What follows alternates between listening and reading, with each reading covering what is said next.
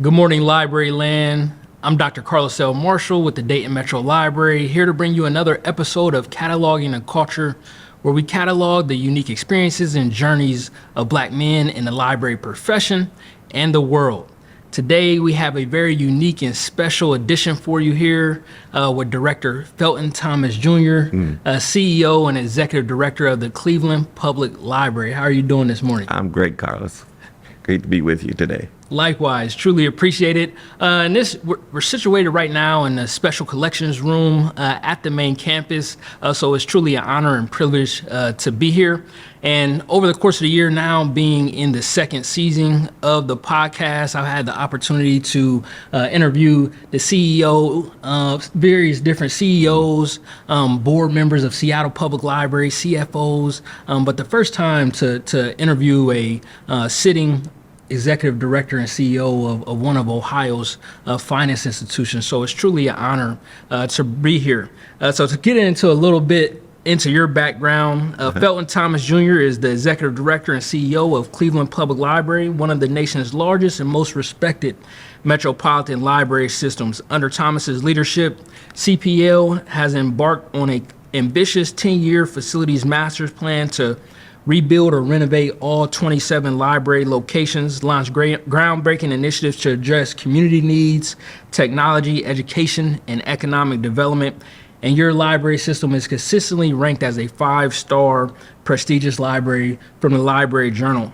A native of Las Vegas, Nevada, you started your library career at 13 years old and became the youngest page in Las Vegas Clark County Library District history. You then served as branch manager of the West Las Vegas Library, then director of regional branch services before coming to CPL. And then you were also president of the Library Association there in Nevada. Throughout your 40-year career in libraries, you have been recognized as a leader in the field and library and information services, and also serving as president of the Public Library Association. These contributions have led to you being named to Library Journal's Movers and Shakers, the White House Champion for Change, and the American Library Journal's Equality Award. You're a trusted board member on a number of various different boards across this region, and you obtained your master's in library science degree from the University of Hawaii. So again, just absolutely pleasure to speak with you today, and we want to just start to catalog your journey and your story. So I always get chills every time I hear this story, but for the people that are not familiar, talk to us about how you became the youngest page and for the Las Vegas library district, and how that kind of put you on this trajectory of library leadership. Yeah, and I always think about this because it's, as you get older, you start thinking about how you got into something and how your journey has kind of come about. But I was 13, hanging out with my friends. We'd go hang out, go play ball, go just kind of be around. And one day I just started to notice that on the street where we were hanging out playing football, my friends would go over to what was the neighborhood drug house and was starting to get money from them. And I was like, what's going on? And I smart enough to realize when we were playing football, we really were being lookouts, right? And I was like, oh, this is not happening.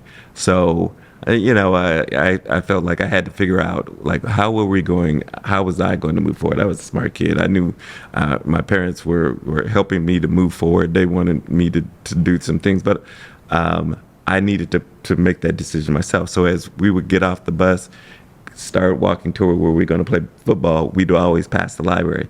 And so one day I just said, I'm going to go into the library. I got to get some work done. And then every day, I started just going into the library, and my friends knew something was going on, but they understood that I was a good kid, and I didn't want to be a part of their mix. Best decision I ever made, and it ended up my best friend at the time died in a drive-by. His brother, who was also my good friend, he's still in prison for life, right, for a murder that he made. So it was a decision that I really look back on as like that a phenomenal decision. And even beyond that was when I started going to the library every day. Folks started noticing me, and the children's librarian noticed me. She said, you're here every day. You should work here. And I was like, never had thought about that, but I was like, sure. And so at 13, I started working, and they didn't really know I was 13 because I was kind of a year ahead. I was already in high school, but to work in the city of Las Vegas, you had to be 14. Mm-hmm. So once they realized that they were working against the law, they were like, just don't tell anybody how old you are, Felton, right? So that ended up being what happened, and I just kept on working, and everything just kind of worked out that way. Absolutely. Thank you so much for sharing that. And I can definitely, attest to that. Growing up in Springfield, being an athlete, was always gifted academically, but, being an athletes and guys that are, maybe not on the cusp of doing the right things, those are just two sides of the same coin. So definitely glad that you were able to make that out. But talk to me even more about the children's librarian that seen something in you, and what did you see and what did you experience from that time through high school all the way to then getting your undergraduate degree and then making the decision to go pursue your master in library science degree? Because and obviously, and talking to people across the profession, doing these interviews now, being in double digits with the interviews, most people find out about libraries as a secondary career, or when they found out that they didn't want to do something else. You were, first job and never left. Yeah, no, I was always in the mix. So I started working there, and you're putting up books, and you're helping and you're doing things.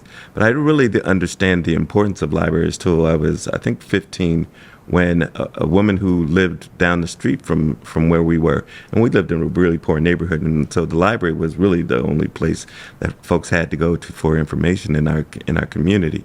So she came in, and there was a librarian there, but she came over to me and she said, "I need some help," and I was like, well, the librarian, she said, "No, I need you to help me."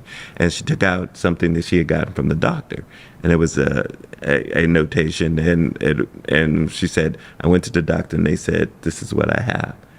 And and I knew enough to go and look at a medical dictionary.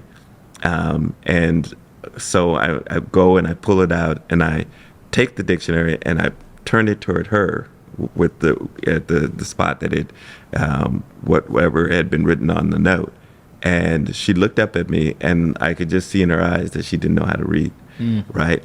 So I turned it back to myself, and I started to read it to her, and she just started crying. Right? It basically said it was kind of a nothing type thing, and probably why the doctor didn't feel like he had to explain anything to her. But she was a mother of 4 and a single mom, and she was thinking that she might die and she might not be there for her kids. And when I told her that, she just hugged me, it was tears and everything. And she told me about how her fears, and she had been staying up all night that night. And I realized how important information was to folks, especially to folks who don't clearly have the opportunity to really understand it because they can't read.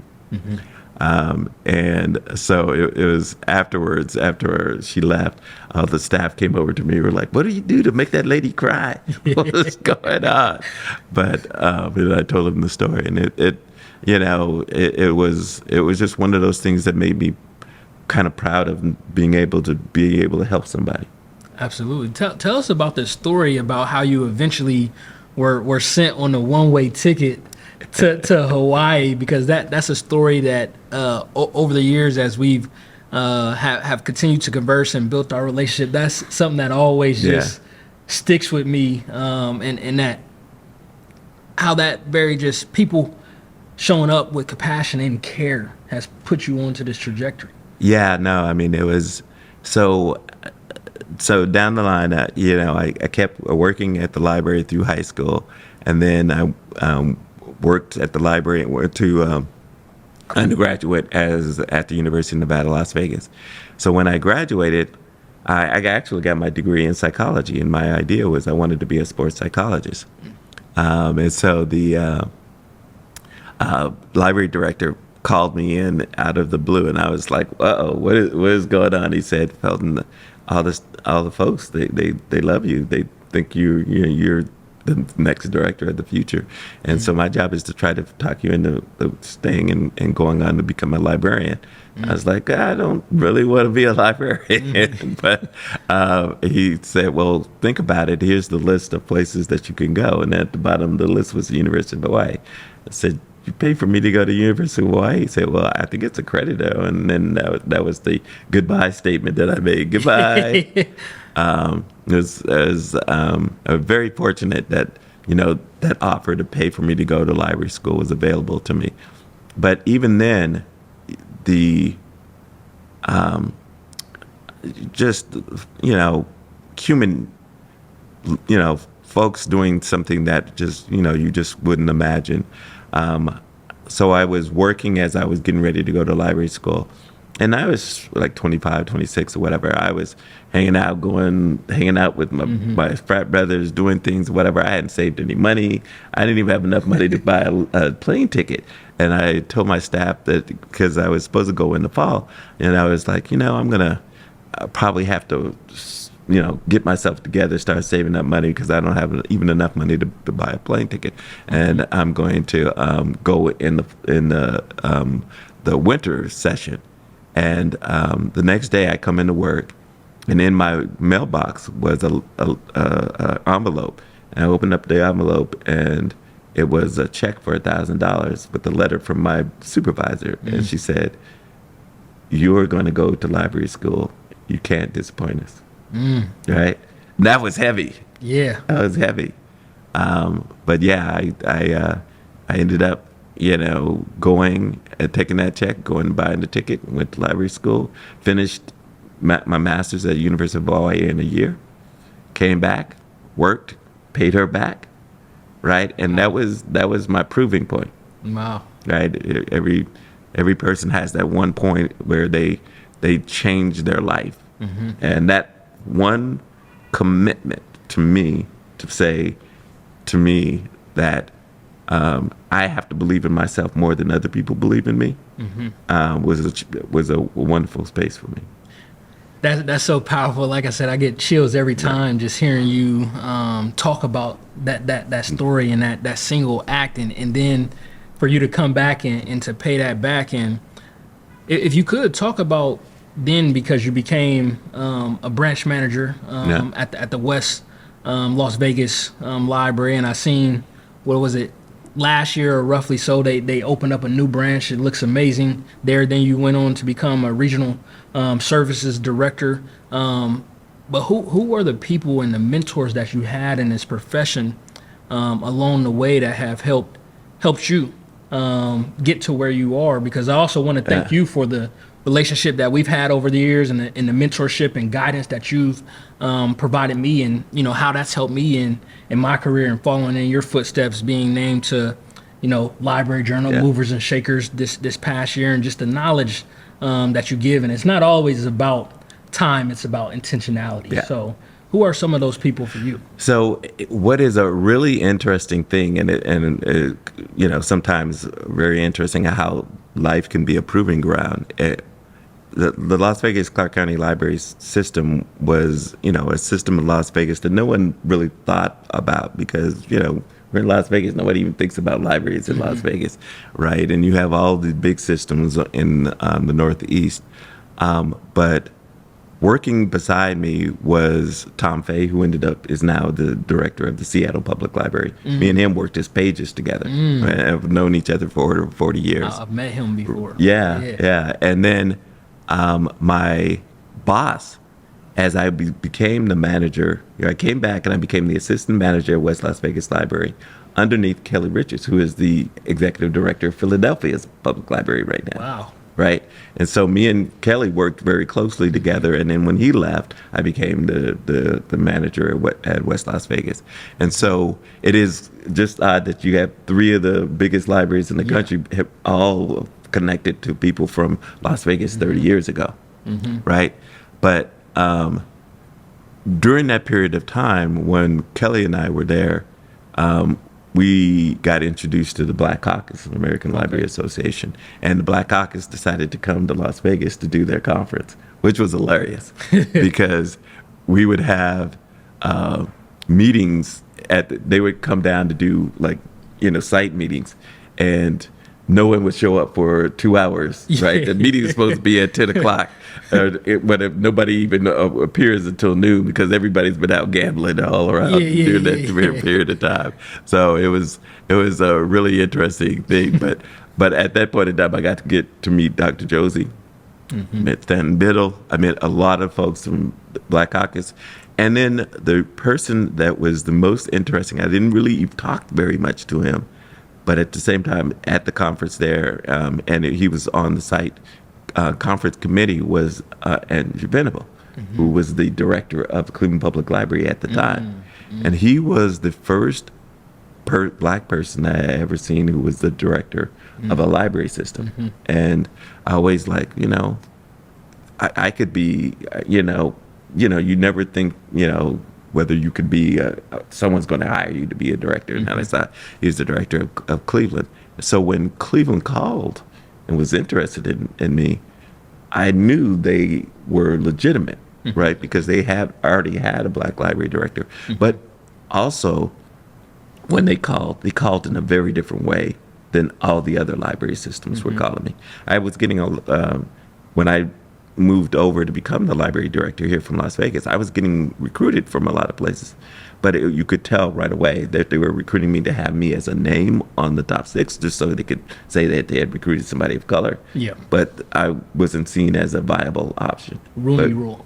Yeah, that was it. It was the Rooney Rule, right? They got to at least have one. Yeah. But with Cleveland, they were very excited to have a conversation with me, and that I really appreciated. So when I look back at all of the folks who were a part of Black Caucus that gave me this vision that what one day I could be, and all of the folks who were at that time, putting in the work, I just appreciate the work they did, because we all stand on their shoulders. Absolutely. Couldn't agree to that more. Definitely shout out to the Black Caucus and everything that they meant, past, present, and future. And when you came to Cleveland, did you know much about Ohio in general, Cleveland specifically, other than poor weather in comparison to where you were coming from, Las Vegas and Hawaii? What were you expecting? Not what I got.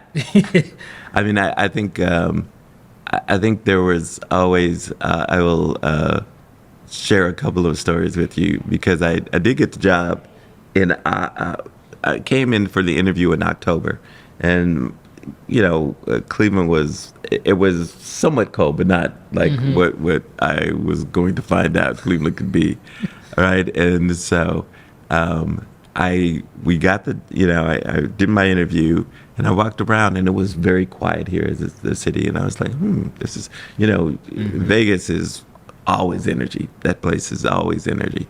So coming into some place that was much more quiet was like, okay, this is interesting. And so I went back after the interview, and they called me and told me I had been selected. And so I went to my wife and kids, and I had already talked to my wife, and she was okay. She was Cleveland. Where is Cleveland, right? But my daughters, when I told them, because my daughters at that time were 11 and 8, and they both were on their journey in ballet to be professional dancers, and they didn't want to leave, right? So my last day was working at was a Christmas party, and the kids came to this Christmas party, and one of my friends was being the Santa, and so they went. They sat with them. They said, well, "What do you want for Christmas?" And both my kids said, "Not to move to Cleveland." It's my friend he told me that. He goes, "You're gonna have a little bit of a problem with your kids." But they ended up coming in the spring, and they loved it. My first day would end up being like the coldest day in 10 years, right? So I have like this Vegas coat. I get out, I'm staying in a apartment down the street here, and I decided, I'll put on my coat. I'm gonna walk to the library. I opened the door, and I was like, "What the?" Right? It was the coldest thing, and so I get here, and I'm just freezing. I had been walking 3 blocks in this little Vegas coat. So I get in, and the staff had already made the decision that they were going to act like this was nothing different. So they all started like, they had all been like, "What are you talking about? This is like a normal day. Right. We got like 3 more months of this." And I was like, "Oh my God, I'm not going to make it." Right? I'm not going to make it. So everywhere I go, they're like, "Wow, we can't wait till we this is a really too bad. Just wait till it gets bad here." All of that type of thing. And finally, at the end of the day, everybody came in. They started laughing. They told me, "Yeah, this is the most ridiculous day you could ever imagine." And they're like, "We're gonna take you to get a coat. Because you need to have a real Cleveland coat." So, but that willingness to be fun and whatever it was, I needed that. I need someone to welcome me, and then we just started working. Absolutely. No, that's a great story. First time that I heard you tell that one. But I want to turn the page here as we continue to catalog your journey and your story, and talk about Cleveland Public Library, nicknamed the People's University, which I think is the best tagline in all of public libraries. But I want you to just talk about the uniqueness of this as a cultural and educational and literary institution, as well as how that plays a role into the uniqueness of the skill set that you need. I recall coming here a couple years ago and just being amazed by the architectural facility.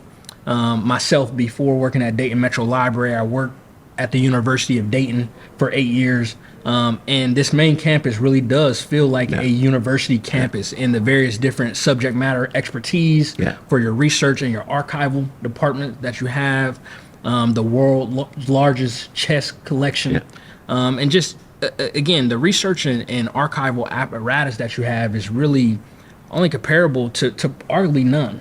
You have New York Public, Boston is distinctive, but this is very unique in that regard. But then you also have your 20 plus branches in very urban and under-resourced areas. So how do you balance that as an institution, and then specifically the skill set that's required for you to lead such a diverse and distinctive institution as that? Yeah, I think one of the things that I understood when I came here was that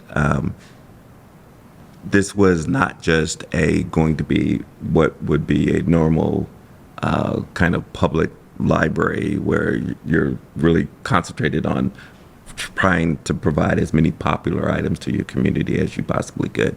That wasn't what they were looking for. They needed someone who could balance that with also the fact that we were the 3rd largest public research library in the country behind New York and Boston. And at that point in time, I was working on my PhD at Simmons, and I was looking at libraries from a different point of view. I came from the really popular library system, and that was what Las Vegas Clark County Library District was. But I was spending a lot of time in the university setting and trying to understand whether, going into academia was going to be where I was. So I was at that kind of a space where I could understand a library system like this, right? That while it had popular on one side, it was also serving a public research capacity. It also was serving as the library for the blind and print disabled for the state of Ohio. We had and still do have, a United Nations library, right? We are the library for the book, for the Library of Congress, for the state of Ohio. We have all of those in the mix. And so you have to figure out, how do I balance all of these things with a community that is here trying to move ahead and is struggling in the city of Cleveland. Absolutely. Yeah. Just so impressed by all that y'all do. And, how have you seen libraries change over the decades that you've been in libraries, from where it is to also not just where you see it now, but where do you see the future of libraries going moving forward? So, I talk a great deal about, and it's especially with staff. When I first came here, I had to have the conversation with staff because we were very much the traditional library, even more so than most libraries because we had this research component to it, and I had to try have conversations with them about how we moved to being a transformational library. So, in the traditional sense, right, we do have the largest collection of chess materials in the world, right? And often I would walk over to the collection and the staff would pull me aside and say, "Oh, we have a researcher from Belgium. We have a researcher from Russia here, and they're doing that." And I said, "Well, that's impressive, but they're not paying any taxes." Yeah. Right. Yeah. And so, I had to get them to understand that we have a community that's paying for our library, paying for us to be their servants. And that we need to make sure that we are always examining how we can assist them. And so what we did is started then pushing, I pushed the staff to well, let's do a contest for our students where they're doing progressive chess, which is a contest where the students have a contest one day where we have 600 students come in and one person is named the winner of this chess contest, right? And so they do it in here, and then they move to other spaces within the library. But that's the way we take and make something that is traditional more transformational, right? Because that one child who learned chess ended up winning this chess contest is going to remember that day when they were here. And that is going to be someone who comes from the city of Cleveland, right? And so what we always, and I'm always having conversations with our staff about is we have to become more transformational because our community is asking us to help them become better, right? And in the city of Cleveland, it's a struggle, right? We have a lot of folks. We're one of the poorest cities in the nation. We have the second, sometimes first, going back and forth with Detroit, highest level of poverty for children. And so we're always having to figure out how do we do things that move our kids from that poverty that they're in and allow them to be able to have the education so that they can move out.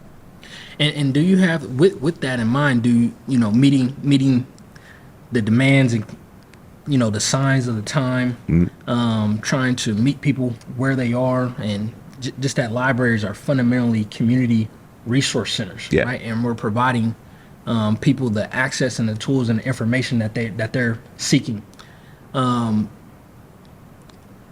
whether it's staff or philanthropic, elected officials, business leaders. And in this present moment, do you feel like you're in a space where you're defending the mission and the services of the library, this library specifically, or libraries at large?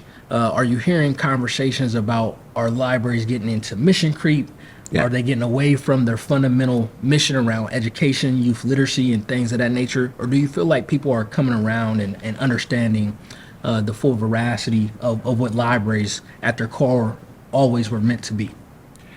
I think in some way, they're mostly libraries are commended for their willingness to go outside of the box to find other ways to make young people and our seniors better, right?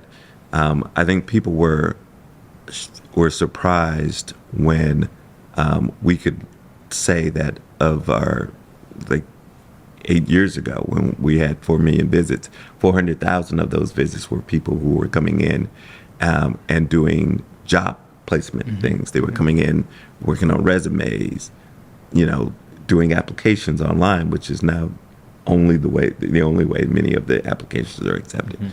And we were helping all these folks, and no one really thought of libraries in that sense of workforce, right? We were doing a lot around workforce.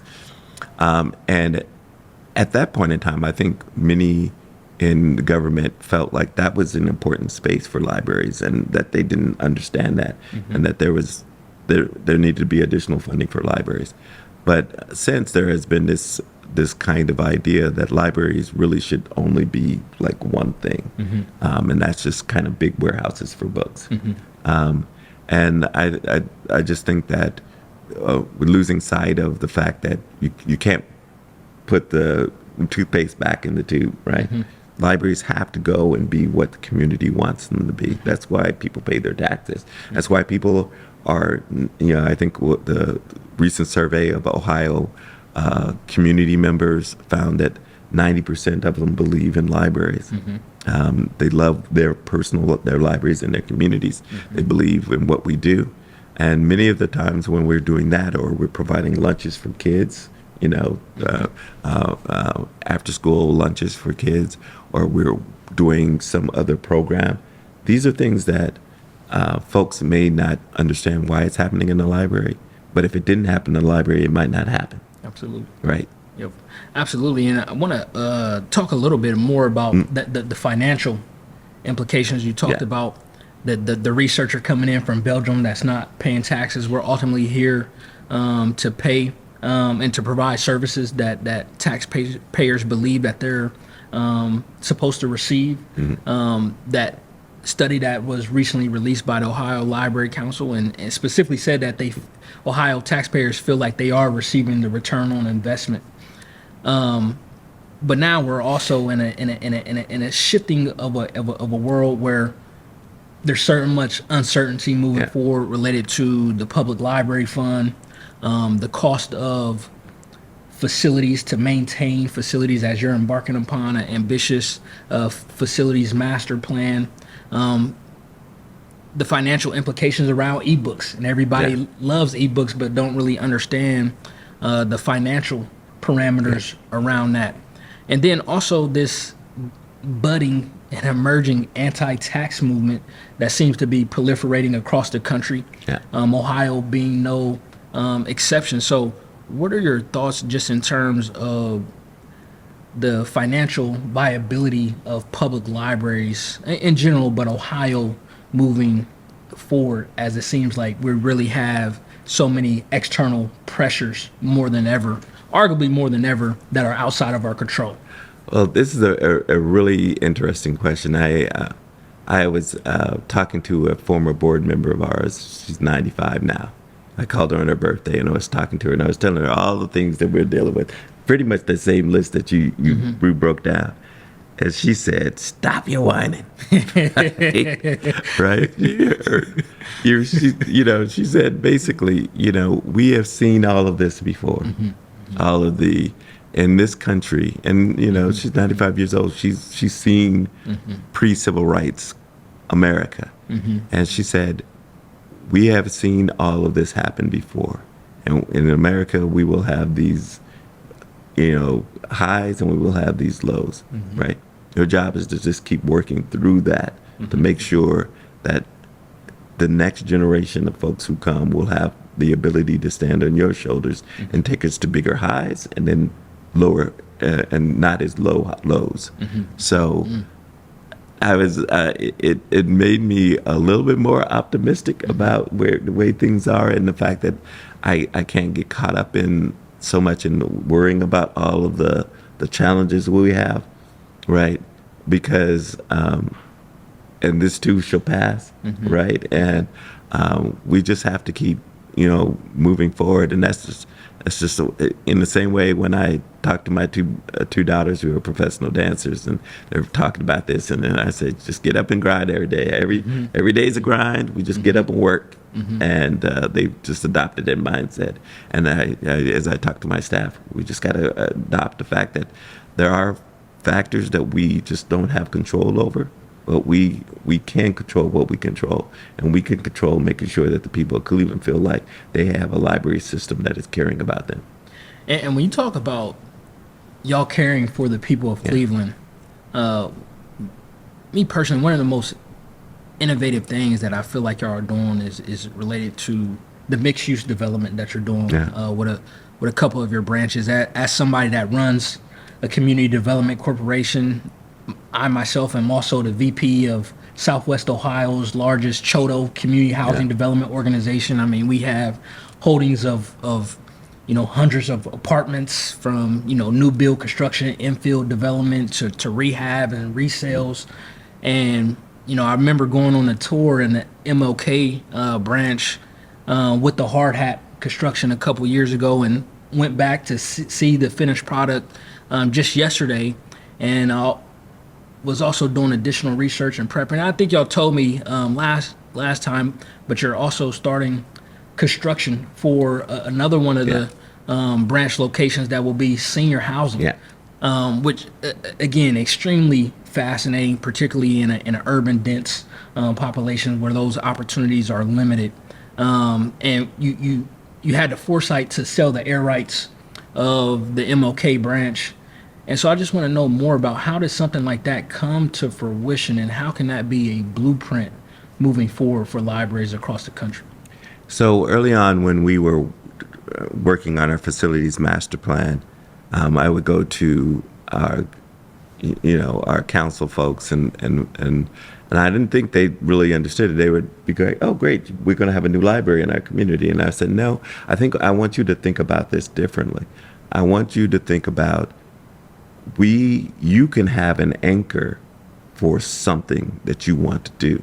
If you want to have development in your community, in your wards, now you can use this library that's going to come in and be new as a driver to bring other development around it," right? Because whoever is going to come is going to know that there's going to be additional people who are coming because they're just coming for the library, and maybe they will come to their business. And so it took a little bit of time for them to start to understand that. But then the Martin Luther King Library came with the idea of, like, we can build a library and then have apartments above us, and then be a part of a larger complex that's going to be built, or you can do this senior building. We're excited. Our next project is going to be in the Asia Town, and we are going to be the bottom floor of a apartment complex that's going to be for affordable housing in our Asian community, right? And I think, having seen those two projects, we got approached because folks saw not only, and they went to the community, they said, if you could have this space that we're going to have be something, because they recognized in that community trying to do any kind of retail on the bottom floor wasn't going to work. They said, "So what would you like to be in this floor?" And the community said, "We want a library." That's absolutely fantastic. I look forward to continuing to follow more about those projects and how it comes to fruition. And it really makes me think about how y'all are operating at the intersections of mission and margin. And as we close this episode of Cataloging the Culture, I want to ask you more about being a library executive. What approach can we take to getting more Black men in this profession? Obviously, you took more of a traditional route. Of sorts. I came from a non-traditional route, not coming directly into, not going specifically through library science school, or even starting out working in libraries in the early onset of my career. So what are some of the things that we need to do to increase the visibility, as well as to create pipelines, but not to only just recruit Black men into the profession, but also to make sure that we can retain Black men and promote and advance them as well? That's a great question. Probably 15 years ago, when I was working on my research for, working at Simmons, my PhD on Simmons, I started doing research on Blacks in libraries. And at that point in time, I recognized that you would see about 13% of the people who were in libraries were African American, right? But then when you looked at managers, about 10% of the managers were African. It was 9% were African Americans. Then when you looked at like kind of executive team, it had gone down to like 3%. By the time you got to executive directors, it was less than 1%, right? And of the 581 libraries that had 100,000 people or more in their library system, only 17 were Black, right? We all knew each other, right? And so I really wanted and started to examine what we were doing and what needed to be done to bring more folks of color into libraries in general. But from the ones that were in libraries, what could we do to do more mentoring to allow them? And obviously there was some glass ceiling because every time you took a step, there was less and less and less folks. So it wasn't that there weren't people in the libraries. It just was they never got a chance to move forward. So there was some systematic racism that was already at play. I think a lot of libraries have started to examine that and work on that. And so I think library by library, they have to examine themselves to see, is there something that we're doing systematically that are not allowing our people who are at this level to get to this level? Secondary, one of the things that we had to kind of have a reckoning around within our library system, and it's still a struggle, was that while we believe very much in the degree, we have to recognize that there are a lot of folks who are talented, who can bring something to this organization, who may not be degreed, right? And we started hiring some managers who were fantastic folks in the community to come in, and they have just been unbelievable for the organization. Our head of education is someone who had an education, but not a library degree. And, and what we had to say is like, not everyone who's going to be in these high spaces are going to have library degrees. Absolutely. Right. And that has opened up a whole world to bring in more Black men into my leadership team, more Black men into the overall organization, but more people of color to the organization who would have been locked out. Absolutely, man. Appreciate that. Is there anything else that you would like to add that you didn't get to speak on for people watching this episode? Well, I just want to take this opportunity to commend you on your leadership and the work that you're doing. This isn't easy. The profession isn't easy, right? And someone with your talents and skills can always go outside of that, but you decided to stay in. So I appreciate the fact that you are not only could continue to do your work in Dayton, but you're wanting to look at how you can do this work to make sure it's available and accessible to everyone across the United States. So congratulations, brother. Appreciate you more than you know.